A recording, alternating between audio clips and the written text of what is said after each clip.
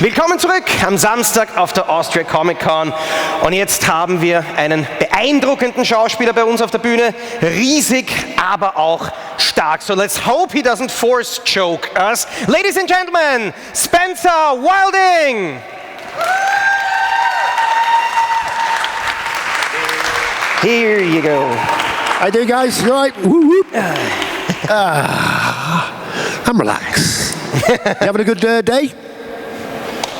Yeah! Yeah!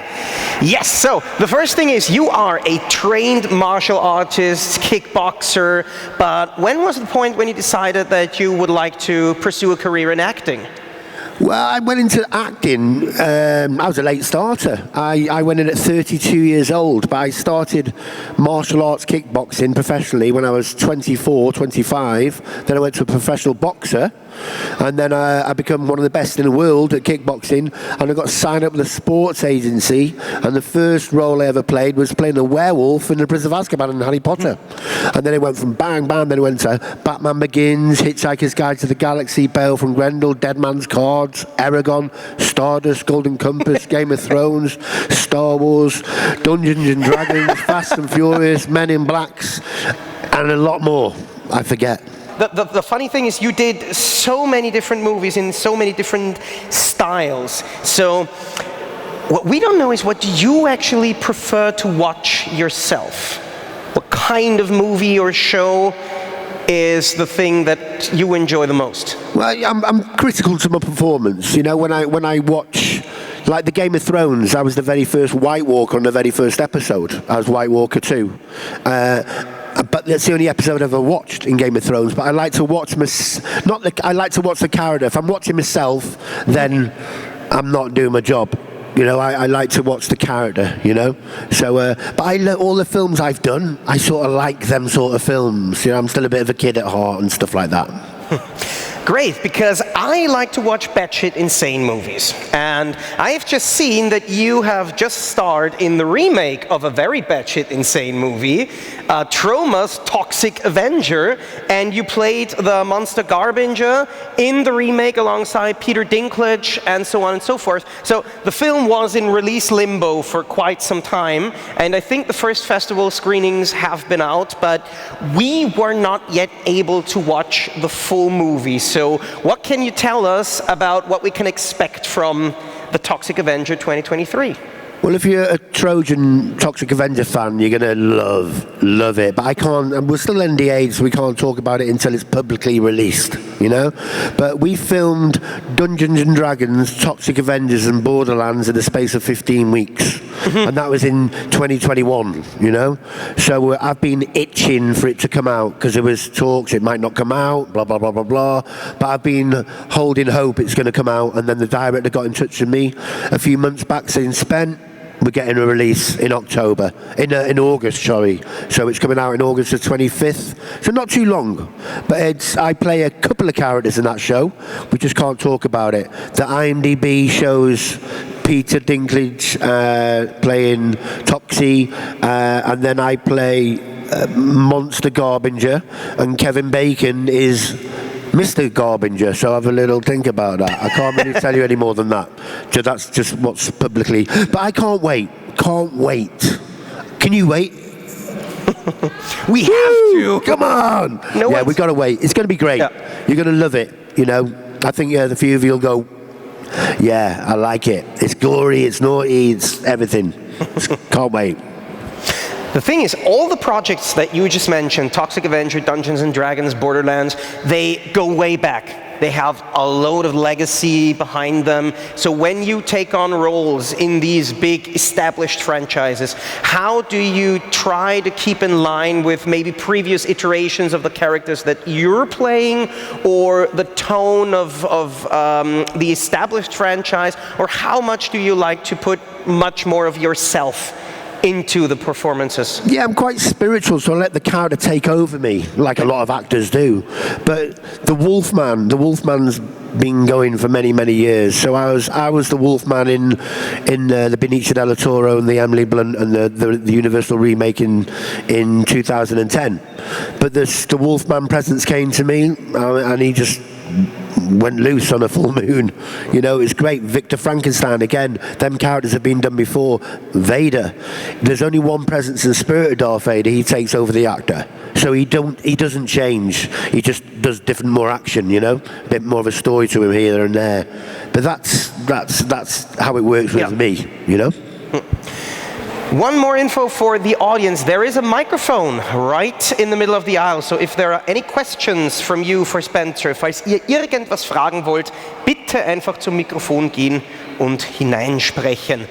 Otherwise, we are going to continue, because one thing that I found is that there must have been, the reason for you to join acting, maybe you had some role model growing up, someone you looked up to and someone you wanted to be just like. You know what, I loved The Equalizer, things like that. I love Monkey Magic. You know, I love The Wizard of Oz. You know, I was one of them kids. You know, I just loved all that stuff. But I just had a feeling that I was going to be an actor later on. You know, I was always doing stunts when I was a kid. I was always, you know, so I've been heavily involved with the stunt world as well. They let me get on with what I do. Obviously, I'm an actor, so there's only so far they can push me. But they're confident more what I do. You know, I'm getting older now, so we don't do as much as the things we did 20 years ago. But it's still, you know, experience and knowledge goes a long way in the industry. So I still get a phone call, you know? I find it a bitteschön. Hey, we got one. Woohoo! Hi. So I wanted to ask, how do you prepare for a role where you can't show mimic, no facial expressions like Vader? How do I prepare for it? Yes. Well, when we got into that character, there's a movement coordinator called Paul Case, who was a performer as well. So when the spirit and presence is with you, you're halfway there. But because he's such an iconic character, if you're a couple of inches out of a gate, then a fan will go, wait there, he's moving different. That's not Vader. So you just got to get it bang on. You know, it's like, that's how we prepare for it. You know, but you've got to become the character. You know, that's how we prepare for it. Normally, is a switch with me, and it just clicks, and the character's there straight away. You know, some people take some weeks and weeks and weeks, but I'm lucky. I would just get on with it, and it just bang. A movement comes to me, a voice comes through to me. You know, everything comes through to me. So it's great. Good question. Thank you. Thank you. Funny that you mentioned The Wizard of Oz, because that brings me to a story. I don't know if you know it or if any of you know it, but The Wizard of Oz was a health nightmare. So the guy who played the Tin Man was sent to hospital because of toxic lead paint that they used on him, and the snow used on the Wizard of Oz was 100% pure asbestos. Wow. So that kind of led me to the question that you like to play physical roles, and the security measures that are now in place must be wild compared to back in the 1930s. Oh, yeah, for sure. What can you tell us about how, what they do at the moment to try and keep actors and performers safe and unhurt? Well, it's health and safety. It's a great important, because if they lose their actor or damage them, then they've got to go back to casting. Yeah. And this is a monthly process. So they go, you know, if I'm doing some sort of heavy stunt, then we'll keep on rehearsing it till you get it right down, and then before the camera's rolling. So you've got to make sure all the dangers are out of the way. You know, get it right down with health and safety. Yeah, that's what they do. Yeah. Did it work for you, or was there a movie shoot where you actually got hurt? Yeah, my characters tend to show off a little bit. I don't know why, you know.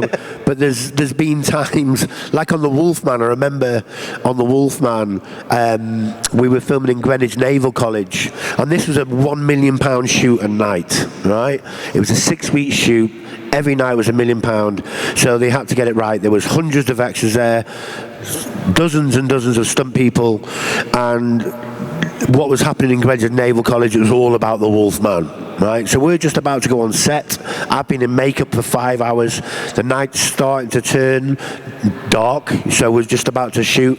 And I'm behind the set, and I turn around to one of the stunt coordinators and go, because I got very excited, and there's a wall from there to about there, and I said to Cece, and I said, hey Cece, I've been working on this, I need to talk to somebody on the phone, and I said, I've been working on this move. You know, actors can get a bit carried away sometimes, right? So I ran, and I jumped off this wall, and I'm going for the air, and he's like, no, because if I get hurt, the whole shoot's down. And I go right up in the wall, missed what I was going to do, smashed my shin on a rock, my leg opened up, and he was like, ah, and I was like, no, it's all right, just strap it up. So there's things like that. You know, I've give coordinators a few kittens now and again from doing silly things, but we got through it, and we got it stitched up the next day. Oh, wow. You have worked with a lot of different directors. Do you have a favorite director, or at least style of director, that you have previously worked with? I've worked with Christopher Nolan on my second film. That was Batman Begins. He's very cool. I've worked with the Wachowskis on Jupiter Ascending. Again, amazing directors, you know. All the shows I've worked on, they're really brilliant directors who really know the craft. Favourite, James Nunn's pretty cool. I did a martial arts film called Green Street, very violent. The kids wouldn't have seen it. It's an 18. He was very cool. He really let me get on with it. But the Wachowskis, they really let you get on with it as well, but they get deep inside you as well and pull out what they need to pull out.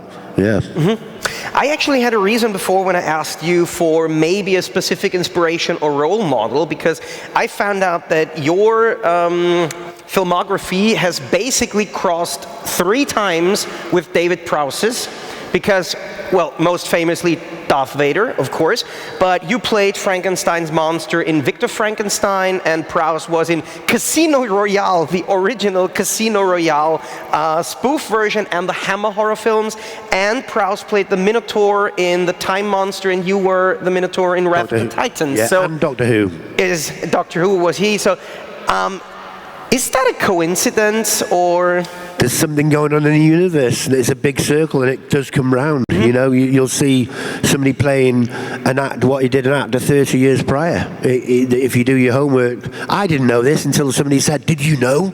You did this with David Prowse and stuff like that." It's just what happens. Sometimes it goes around, and the spirits change, jump into different actors. You know, but yeah. Great. With all the characters that you have already played, is there someone on your bucket list, some amazing character that you have to want to play at some point? You know what? I'd love to play Darth Vader. Not Darth Vader, I've done that one. Take that one off. No, Dracula. I'd love to play Dracula. You know, I'd just bring that. You know, the Mummy films, I'd love to jump on them. But I like, you know, the film Heat with De Niro and Al Pacino. I'd like to be in them sort of films as well and be the main baddie and stuff like that, because I've worked with Mr. De Niro on Stardust. Do you remember Stardust? Mm. Yeah, so yeah, them sort of characters I love to play. But whatever comes next, I am working on a show at the moment. We can't talk about it, but I'm still working, which is great.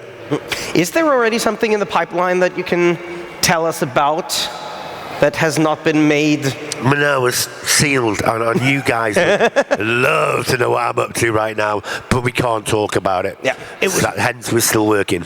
It was worth a shot. Any more questions from the audience? Gibt es noch von euch? Here we go. Jawohl, bitteschön. Hello. Hello. So, this is a Star Wars question. Mm-hmm. You have so many different generations, and they all had a different Star Wars experience. I grew up with the original trilogy, and then the other one came to the movie. What do you think about what Star Wars is right now, and what it has become, and how do you see it going? Ooh. Yeah, I know. Yeah, it's a bit of a tricky one for me, that. Well, let me take you back to 1977. Yeah. Right? I was 5 years old. I was one of the kids that was there when it first started.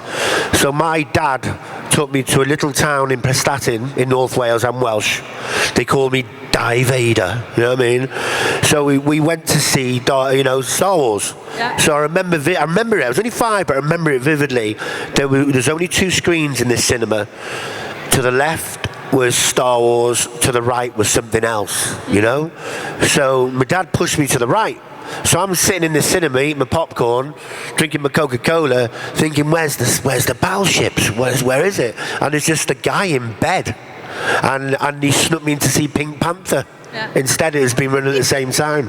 I'm the original Star Wars guys. You know, the new stuff. I haven't caught up with it all. You know, I watched. You know, I'm not die hard. I love Star Wars, but I'm not die hard. You know, but it was just an honor to play Darth Vader of all characters. Man, it was awesome. So I know I haven't answered the whole of your question, but I hope that's okay for you.